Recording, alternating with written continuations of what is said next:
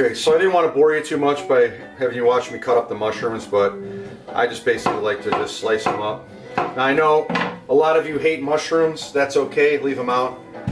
I wish I could have a different variety of mushrooms. I don't have those right now, but if I could, I would add other types of mushrooms because mushrooms are a phenomenal thing. I guess there's a lot of interesting studies about how good it is for your brain function. But anyway, I'm going to add some red onion. I like to use the red onion because of something called quercetin. Quercetin that's in these red onions.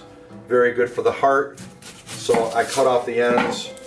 I'm just going to peel away the more dead stuff and just reveal the pure red onion underneath.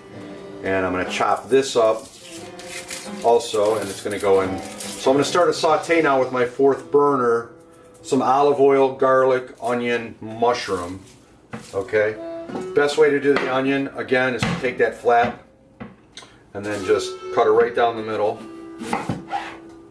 And then I find just doing that, and then eventually I'll peel that one off. I don't need it.